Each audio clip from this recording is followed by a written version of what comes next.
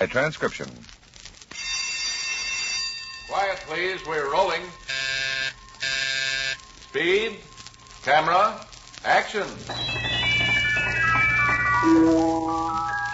It's Make-Believe Town, Hollywood.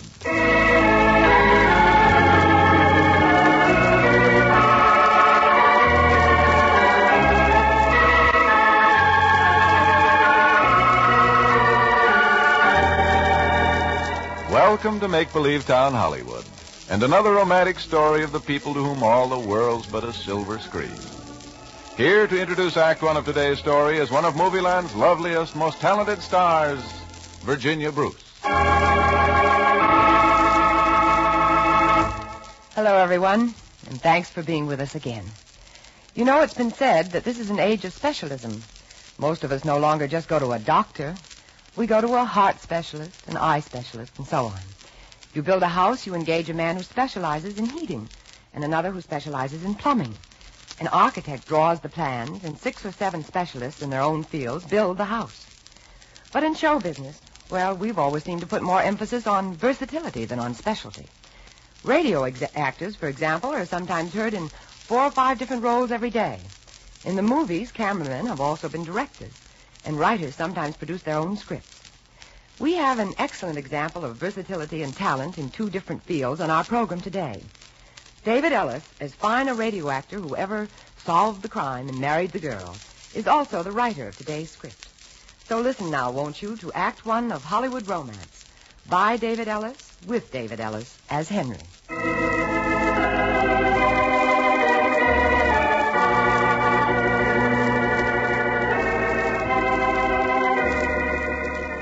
The scene is Hollywood Boulevard at midnight.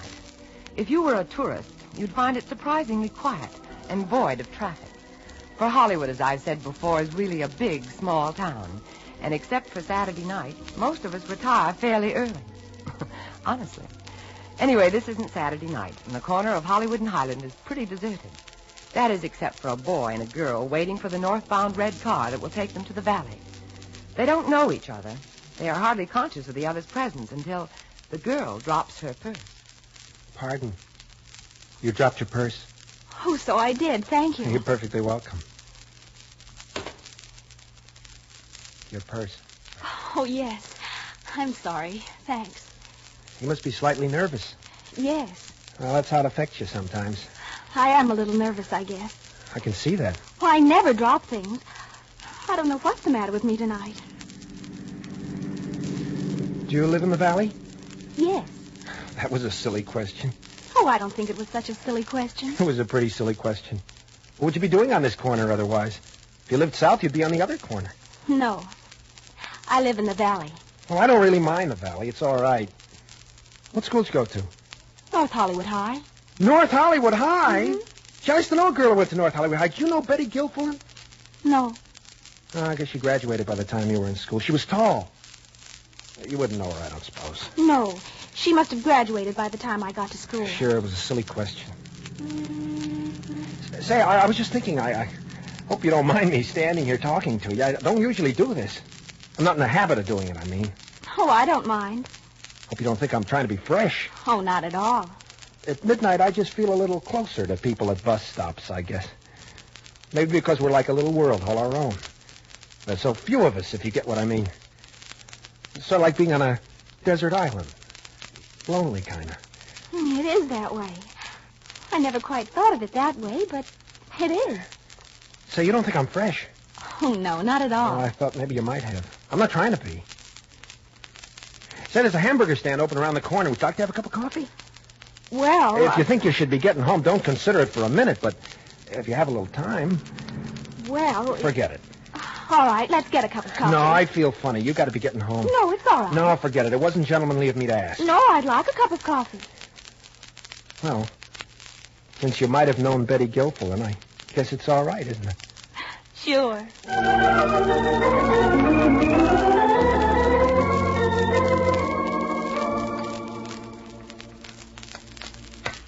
2 hamburgers with onions. Do you want onions? Oh, yes, please. 2 hamburgers with onions and 2 coffees. I like hamburgers. Oh, I don't know. Why not? I can take them or leave them. You never know what's in them. In a reputable You establishment. never know what's in them. Say, you know all about me, and I don't know anything about you. Anything you'd like to know. Except, first you ought to know I hate to talk about myself. Oh, that's very odd. Most people like to talk about themselves. Well, I don't. Well, you don't have to tell me anything you don't want to tell me. Oh, I've got nothing to hide. I didn't mean that. I meant... I have a position with Paramount Studios. What kind of position? Executive. Really? Strictly. But that's wonderful. You look very young for such a position. 22. Only 22 and an executive? Well, isn't that unusual? That's enough about me. What about you? Well, I work in a dime store. Toy department. Oh? It isn't very interesting. On the contrary, it can become a real chance to study human nature. Yes, I suppose. Say, do you mind if I ask you something a little personal? No. Because I feel I've known you such a long time already. If you don't mind, what were you doing tonight? What I mean is a girl like you isn't really safe down here at this hour. Oh, I had a date. He lives in West Hollywood. He took the Hollywood car, and I'm taking the Valley car. He left you to get home yourself? Oh, I told him I could. Well, if I were him, I'd certainly have a little more concern for your welfare. Oh, I told him it was all right. What about you? Oh, I went to a movie with a young lady. I just took her home. She lives south. Oh. We saw Home of the Brave. Oh. Didn't you see it? No, not yet. You didn't see Home of the Brave? Not yet, no. Oh, it was good. Well, that's what my sister said. Boy, when he's caught on the island, something snapped and he can't walk. Boy. That's what my sister said. Your sister? Louise. She's awfully pretty. You'd like her. Everybody likes Louise. She sounds nice. Say, next Saturday night, what about seeing Home of the Brave with me? Oh, I'd hate to make you sit through it again. Oh, no, on the contrary. I thought it was worth seeing again. Even a third time. Besides, I like doing things for people like you. It's my nature. I can see that. I can see that you're very kind. Oh, I try to be nice. I figure you might as well if you're going to live with people. You won't think less of me if I tell you something. Not at all. I didn't go to the show with my boyfriend. You didn't? No. I was stood up. You were? It's never happened before. I'd like to know who he was. I don't know what made him do it. Men can be cruel. Can you imagine asking a girl to meet you at the Pantages Theater and then not having the goodness to show up? Awful. Of course I was humiliated. I don't blame you. I waited for so long my feet began to hurt. And he never showed up at all. Well, it certainly took long enough.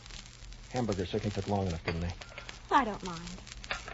Well, I'll tell you something. What? This puts us somewhat in the realm of coincidence. You too? Me too. I went to the show alone.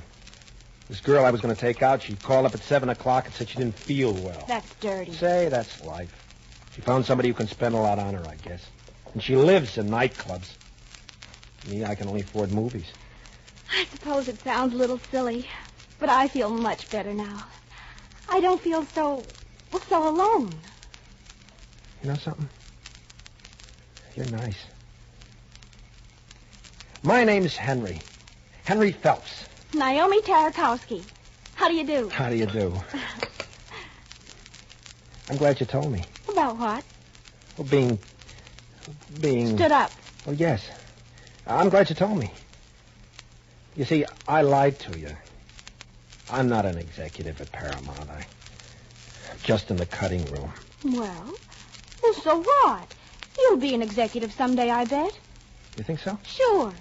And do you know why? Because you think big.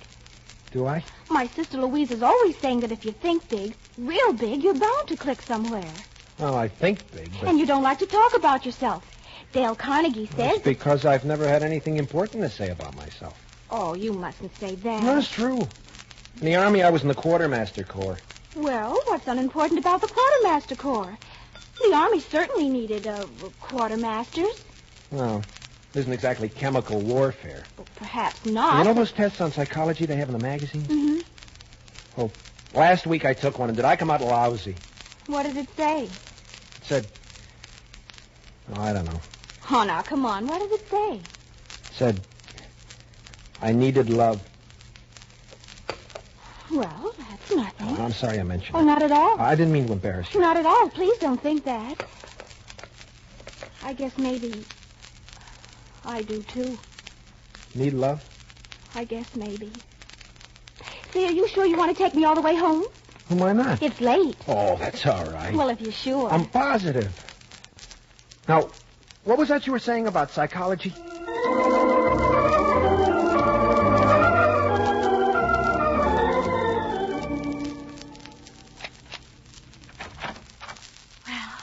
Good night. Good night. It was a pleasure. I can't thank you enough. I'll see you next Saturday. All right. Don't forget. I won't. Good night. Good night. She's wonderful. Now, really, admit it, Henry. Isn't she wonderful?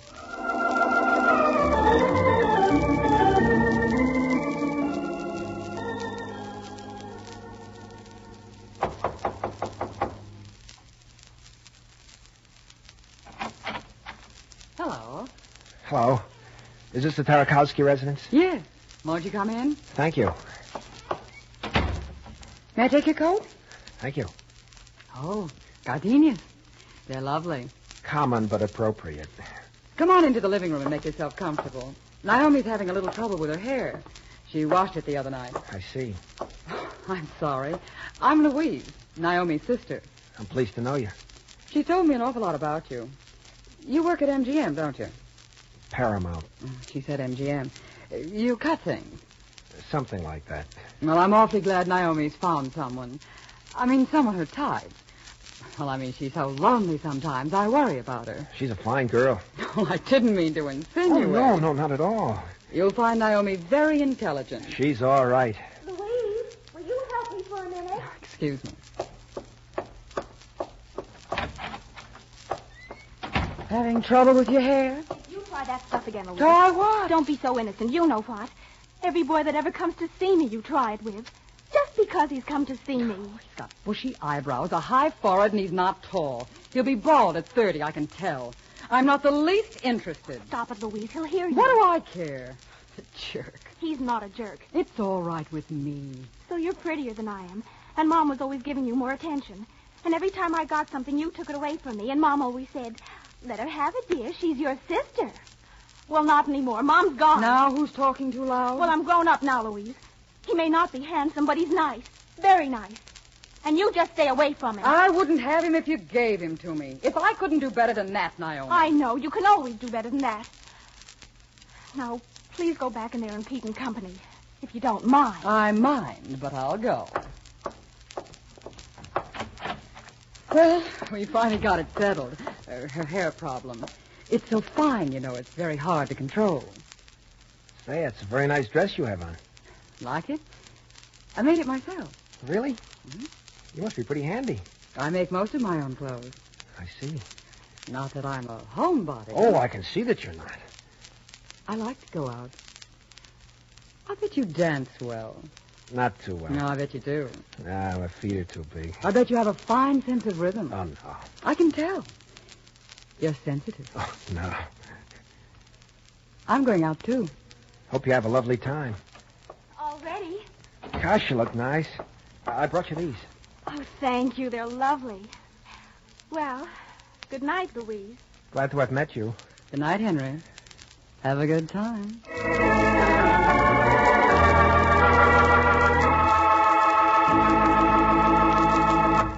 We'll return you to Make-Believe Town and Virginia Bruce in just a moment. Conductor Showcase, a new full-hour show on CBS that gives you the chance of a lifetime. Starting tomorrow night, the nation's top popular composer-conductors will lead a special 48-piece orchestra in their brilliant arrangements of Rodgers, Berlin, Humans, Kern, Gershwin, and other modern masters of song. Tomorrow night, it's David Bruckman on the Showcase. On succeeding Wednesdays, you'll find Raymond Page, Mark Warnow, Robert Russell Bennett, and Ray Bloch. For an unusual hour with the top men in their field and music you love to hear, don't miss Conductor Showcase starting Wednesday night on most of these same CBS stations. Now here's Virginia Bruce with Act Two of today's Make-Believe Town story, Hollywood Romance.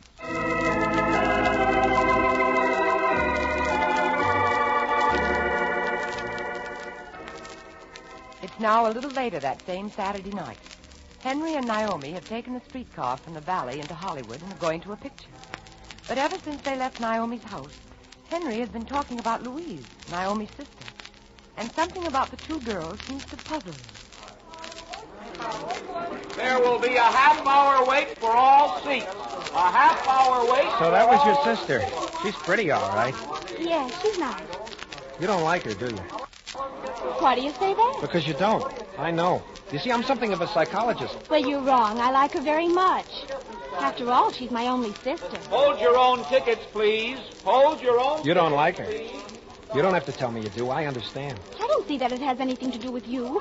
I mean us. I didn't say it did. I was merely making a casual observation. I don't see what you have against her. Nothing. I told you I like her. She's wonderful. Louise is a wonderful girl.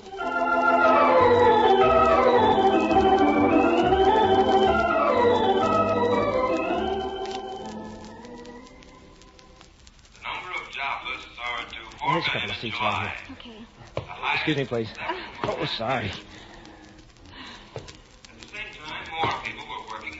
Louise is a wonderful girl. I know it. You don't have to convince me. And if you're going to go around making those kind of remarks about her... Quiet! What kind of remarks? I didn't make any remarks about her. You said she wasn't good enough to be my sister. I didn't say that. I said no one was good enough to be in the same place as you. It's because I think so much of you that I said it. Will you be quiet? It's no way to put it. It's silly, Naomi. The whole thing.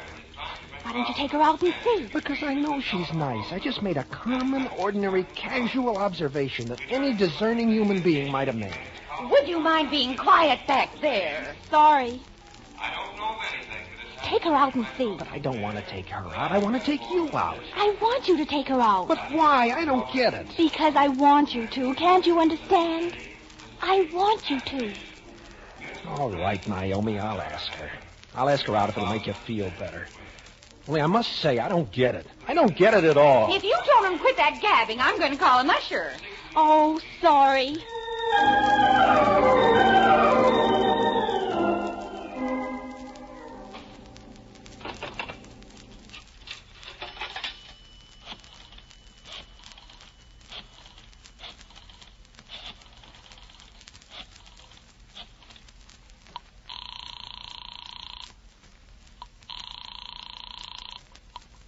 Hello? Hello? To whom do you wish to speak, please? To you, Louise. Oh, this isn't George Ramirez. No. Well, who is it?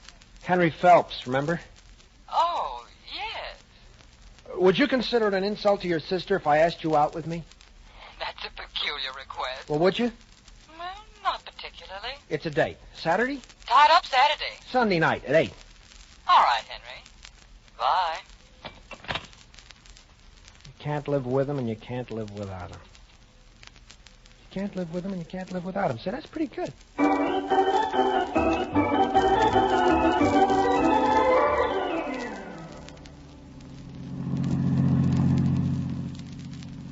Gosh, the coast road is nice at night. Yes. The road winds like a huge python. That's very poetic, Louise. I never quite thought of it like that. I write poetry. Would you like to hear some? Yes, I would. I wrote one called Angels in Dark Water Swimming. When we get home, I'll read it to you. If you won't laugh. Poetry? Laugh? Well, my gosh, if you named somebody, anybody whom I could be, I'd choose Lord Byron. I didn't know you liked poetry that much. It's just another facet of my total personality. No. So where'd you get the car? I was going to ask you. A friend of mine. She has a good deal of money, and she likes me and said I could use it tonight. I feel funny driving her. I'd hate to wreck it. I don't think a girl looks good behind the wheel on a date. I know, but I feel kind of funny driving her. Well, then why don't we stop for a while? Stop for a while? Mm-hmm. Pull in the next drive and we'll look at the ocean. What? Sure. There's one. Sure.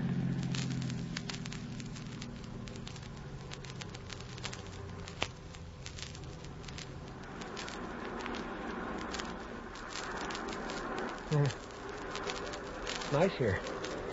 Put your arm around me. I'm a little cold. Louise, I feel funny. The heater's broken, and I'm cold. That's much better. How do you feel? Funny. Naomi, my... Closer. Gosh, you're pretty. In the moonlight. You're the prettiest girl I've ever been out with. Am I? May I kiss you? Never ask. Louise. All right, that's enough. Louise. That's enough, I said. Let's go. It's cold here. Louise. It's cold. I want to go home.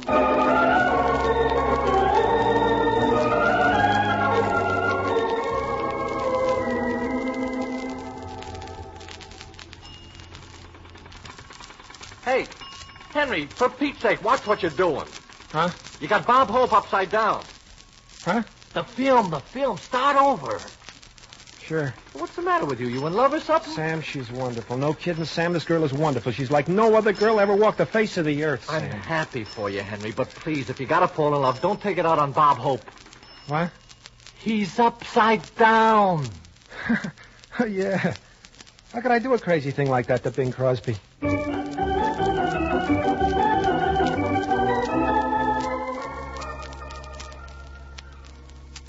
I suppose you're satisfied. He hasn't called in 3 weeks. No, don't blame me. Why did you do it? How could you be so cruel? I didn't do anything. You asked him to take me out, didn't you? You wanted to see if I could interest him. You wanted to see if there was one boy in the whole world that I couldn't interest. Well, you lost. It's your own fault, Naomi. I know you're right. It's my own fault. No, don't feel so bad. He might call yet, who knows?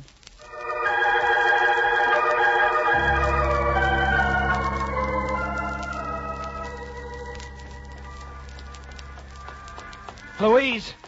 Louise. What? Oh, Henry. You've been coming down to the office for a month now. I told I you. had to see you before you went to work.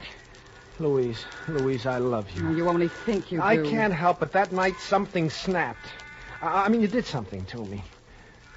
Louise, can I take you somewhere Saturday? I'm busy Saturday, Henry. Well, Sunday, then. Sunday, too. Monday, No, Tuesday. Henry. Louise, gosh, Louise. I'm late. I'm sorry, Henry. Very sorry. Now go home, Henry, and let me alone. Isn't she wonderful? Go ahead, admit it. Isn't she the most wonderful girl in the world?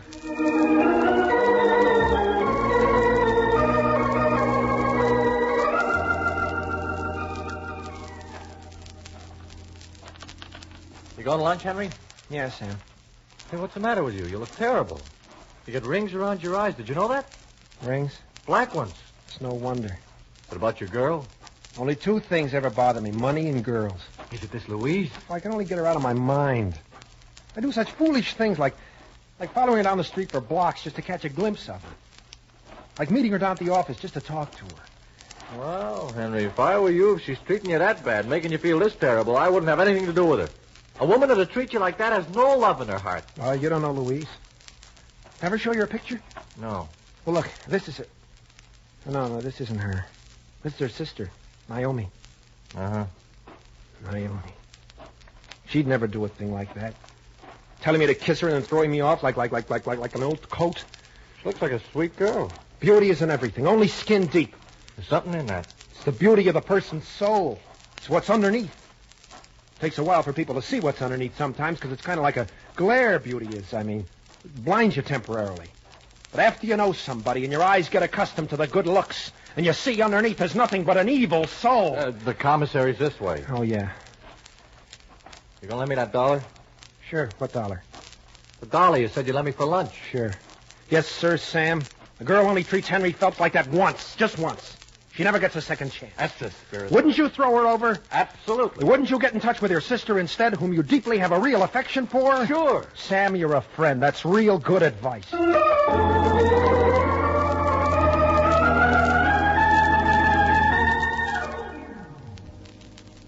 Will you set the table, Louise? I'm busy with the roast.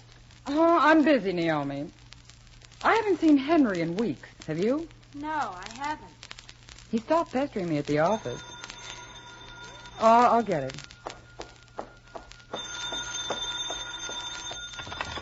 Hello. Hello? Louise? Look, Henry, please. I've told you. Is Naomi there? Naomi? Your sister. Oh, Naomi. Just a moment. Naomi, telephone. Oh, the roast will be ruined. Turn it off for me, Louise, will you? Hello? Naomi? Oh, hello, Henry. Hello. Who do you wish to speak to? Who do I wish to speak to? Who do I wish to speak to? That's a silly question. To me? Certainly. Are you busy tonight? Not that I can't break. Not that you can't break what? Well, I had an engagement, but not one I can't break. Break it. I'll see you at 8:30. 8:30. All right, Henry.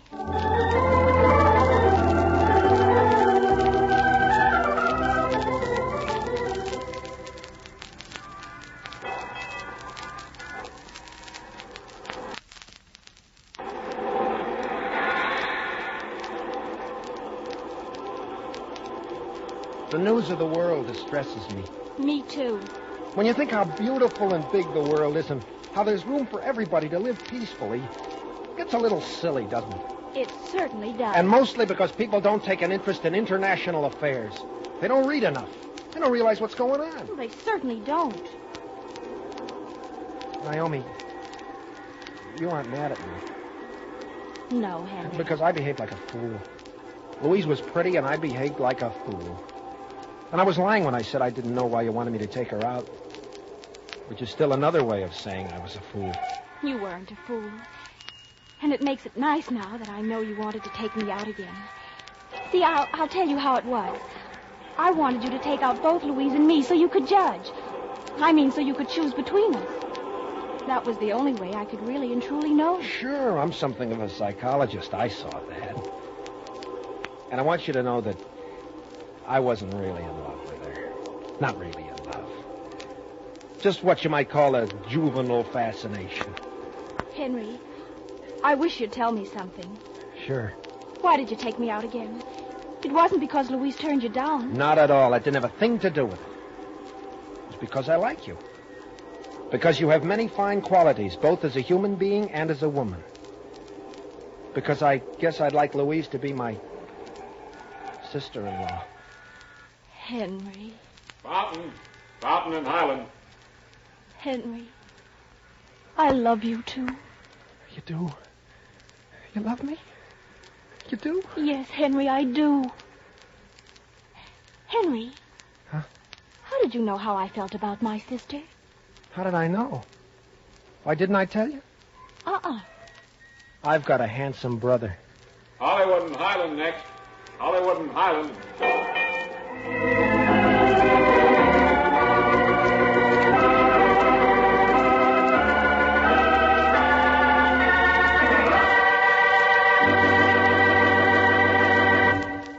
Well, that's the story of one kind of Hollywood romance, and how a boy and a girl found each other and their future happiness, waiting for a streetcar at the corner of Hollywood and Highland. I want to extend a very special invitation to you all to be sure and listen tomorrow at this same time, for I have what I think is one of the most gripping dramas ever to come out of Hollywood. It's a story of courage and strength and the faith of a man who refused to give up, even though the odds against him were almost insurmountable. It's the story of Rudy Bowman, a very real person. In fact, Mr. Bowman himself will be here in the studio to play a part in our dramatization of his life. So join us again tomorrow, won't you, for the Rudy Bowman story. Until then, this is Virginia Bruce reminding you that there are as many great stories behind the scene as those that find their way to the screen. In make-believe town, Hollywood, the glamour capital of the world.